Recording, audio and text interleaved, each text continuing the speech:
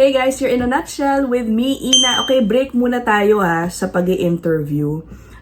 Magba-vlog muna ako mag-isa dahil wala lang. I wanna give it a try and see how you guys respond to it or like it. And wala, dahil meron din akong gustong pag-usapan na topic na I feel pwede ko naman gawin kahit wala munang resource person. Okay, and also because I find this topic very interesting. Uunahan ko na kayo yung question dyan sa thumbnail na nakita ninyo, hindi ko po alam ang sagot dyan. Hindi ko yan masasagot dito sa vlog na to. Pero kaya ko yan nilagay dyan because isa yun sa mga tanong, bagay na unang pumasok sa isip ko nung nabalitaan ko tong bagong caregiver pathway na ilo-launch ng gobyerno ng Canada. Grabe! PR on arrival yung mangyayari dun sa mga dadaan dito sa pathway na yan. Ibig sabihin, pagdating nila dito, permanent resident na sila. So, ang unang pumasok sa isip ko, wow, oh my gosh, that's great, that's great. Pero paano naman po, yung mga caregivers na sobrang tagal na dito sa Canada, and for whatever reason, for many possible reasons, ay hindi pa rin po na PPR or permanent resident. I can't help but think how they're feeling about this new pathway. Di ba? Baka na-frustrate sila, syempre dahil sila hirap na hirap po maging PR, and then here comes this new pathway na wow, PR agad. Yung mga papasok pa lang. Maunahan pa yung ilan sa kanila, di ba? Pero sana ma-address po yan ng gobyerno ng Canada kapag naglabas na po sila ng mas detailed guidelines and other information related to this new pathway. So I'm sure nakita niyo na po sa ibang mga vlogs also at sa mga news reports itong bagong caregiver pathway. Again, PR on arrival, ang galing, di ba? Okay, for those who might still not be aware, I'll run through yung some information na nakalagay po sa canada.ca website. Ito po yung paraan kung paano ka magiging eligible to come to Canada through the upcoming caregiver pathway. Kailangan ma-meet niyo po itong following criteria. Una, attain a minimum of level 4 based on the Canadian language benchmarks. Ano po yan? Yung English exam. Bago po ito, level 5 yung kailangan mong makuha na score. So, basically, pinadali po nila level 4 na lang. Okay, pangalawa, hold the equivalent of a Canadian high school diploma. Yung mga nagtatanong, ano ba ang high school diploma equivalent sa Pilipinas? May napagtanungan po ako, and please correct me if I'm wrong or if this does not apply to your province. Baka iba-iba po sa kada probinsya dito sa Canada, but usually po dapat may 1 or 2 years kang college experience sa Pilipinas for your educational credentials to meet itong Canadian high school diploma. Ang nabasa ko rin po, ang sabi, kung high school diploma finisher ka sa Philippines, that would only be equivalent to grade 11 dito sa Canada. So medyo bitin pa. Kaya siguro, ang sinasabi nga nung nakausap ko, kailangan 1 or 2 years college sa Pilipinas, kahit undergrad. So yeah, but if you know differently, please comment them dyan po sa baba. Okay, third criteria na nakasulat dito sa canada.ca website, have recent and relevant work experience and receive an offer for a full-time home care job. Okay, initial guidelines pa lang po ito. Mismong dito po nakasabi, more information will be available before the full launch of the pilots, including full eligibility criteria and details on how to apply. Matatapos po kasi yung existing pathways sa June 17, I believe. So siguro by the end of the month, we should be hearing more about itong bagong paparating na pathway.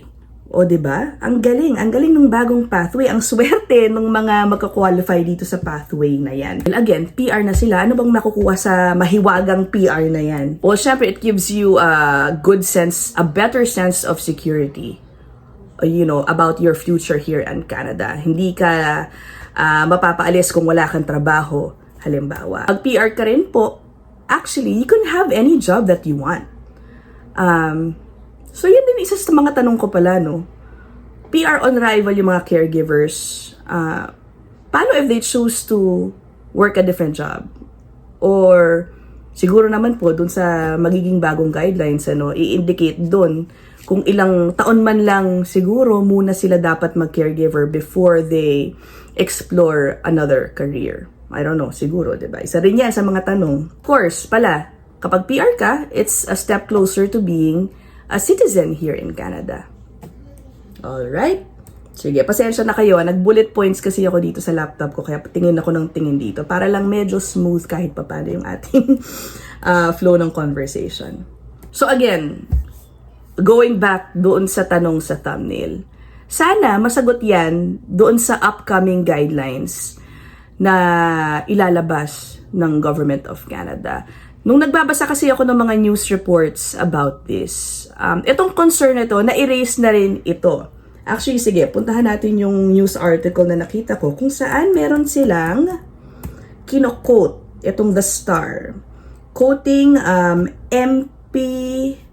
Democrat MP, okay, Member of Parliament, si Jenny Kwan. Ang sabi niya, one of the things we do not want to see is for the government to make a new announcement, a new program, and all the people in the previous streams are just forgotten. That cannot happen. Okay. At meron din pong tinutulak itong si MP Kwan na dapat daw merong time limit lang para sa processing ng PR kasi nga malaki yung backlog. Dapat daw as much as possible, sabi niya 6 months man lang tapos na yung PR processing. Kasi nga naman imagine, ang dami pang mga pinaprocess tas may bagong PR pathway which I also assume, naku po, dudumugin, di ba? Na mga, hindi lang na mga Pilipino but other nationalities, yung mga posibleng makapasok dyan sa qualifications for the new caregiver pathway. Ito naman po ang sabi ni Immigration Minister Mark Miller. We still do have a backlog under the pilots. There's an issue of fairness there. Ang sinasabi po niyang issue ng fairness kasi nga, yung mga dumating na po dito sa mga unang caregiver pathways, they are bound to the rules ng mga lumang pathways. Halimbawa, noon nga po yung English Proficiency Test, level 5 ang kailangan nilang ipasa. Meron pong hindi nakakapasa dyan. Kaya po sila hindi maging PR. Yung mga nag-expire na dati yung English test nila, ngayon kailangan nila i-take ulit na kung hindi nila maipasa. So ngayon naman dito sa bagong pathway, level 4 na lang ang kailangan. So parang yun siguro yung fairness factor na sinasabi nito, which makes sense. That needs to be clarified as well. So again naiintindihan ko yung kung meron magiging frustrations yung mga matatagal na pong caregiver dito sa Canada at hindi pa rin po PR. Diba? They feel frustrated when they learn about this new pathway na parang ano ba to? Ang hirap ng dinanas ko all these years, hindi pa rin ako PR. And then this one, papasok tong mga to, PR na sila agad. Paano na kami? Baka kalimutan na nga naman sila. Siyempre meron silang concerns na ganyan. I feel for them, of course. Sana nga ma-resolve yung kanilang mga kanya-kanyang sitwasyon. But then that doesn't mean that we shouldn't be happy for those who may benefit from this new caregiver pathway, diba? Okay. Tapos, alam nyo ba, ito pa another interesting concern, I guess. Nung nagbabasa-basa ako ng mga comment section ng iba-ibang news articles tungkol dito sa caregiver pathway, aba, parang may bahid politika yung comments ng ilan. Ano? Papakita ko sa inyo yung isa. Tatanggalin ko na lang yung kanyang pangalan. Tignan mo ito. Sabi, so now Justin Trudeau and the Liberals want to bring in more immigrants and classify them as caregivers. Well, I call BS, sabi niya. They're just trying to bring in more immigrants so they can solidify the Liberal base. They think bringing in more immigrants and giving them immediate citizenship will give them voting power. That is corruption through and through. Yun ang sabi nito. Aba? Most of the time, yung may mga ganitong komento na pansin ko ay yung mga anti-Trudeau, yung mga ayaw po sa pamamalakad ni ano ba to, Prime Minister Justin Trudeau. Kasi po paparating na rin po ang eleksyon dito sa Canada at ang bali-balita, nako, tag-lead raw itong si PM Trudeau. Ang impression po ng ilan po sa kanya ay he is banking on the support of immigrants. Hence, he's supposedly pro-immigrant policies. Halimbawa, itong caregiver pathway. Siyempre, maraming immigrants ang makikinabang dyan. In exchange, she, I guess, expects na susuportahan ang kanyang liderato. Pero, yeah, I've not been here in Canada for a long time for me to, know a lot about how their politics or governance works. But I'm so curious to hear about or hear from yung mga Pilipinong matatagal na po dito. Are you supportive of the leadership of Justin Trudeau? Totoo ba yung mga nagsasabi sa akin? Minsan nakakita ako ng mga ng mga posts din on social media saying na mula daw po nang naupo itong si Justin Trudeau, doon daw po nagsimula humirap ang buhay sa Canada. Totoo ba yun? I don't know. So you tell me. Yeah, but it's interesting for me pag nakakita ako ng ganito. Kumbaga, it makes me ask more questions, di ba? Okay. Another interesting comment na nakita ko. Sige, pakita natin. Ito, sabi. Tungkol sa caregiver pathway pa rin Another loophole to be exploited just like the foreign students. Students, quote-unquote. How stupid, sabi. Does Trudeau think we are? Naku, ito na naman. Ano ba tong loophole na sinasabi niya? Una sa lahat, may tinukoy siyang loophole dun sa foreign students. If you're unaware, nilagyan na rin po ng cap o limit, nililimitahan na rin po ng gobyerno ng Canada yung bilang ng mga international students na tinatanggap po nila. Dahil nga, ang dami na rin naging problema ng mga international students na dumating dito. Some blame them for the housing crisis. Some supposedly use the international student pathway, pero hindi naman daw po talaga nag-aaral, etc., etc. So parang, yun yung binabanggit dito. Pero, may loophole din ba sa caregiver pathway? I think meron din loophole, let's stress, it's not illegal.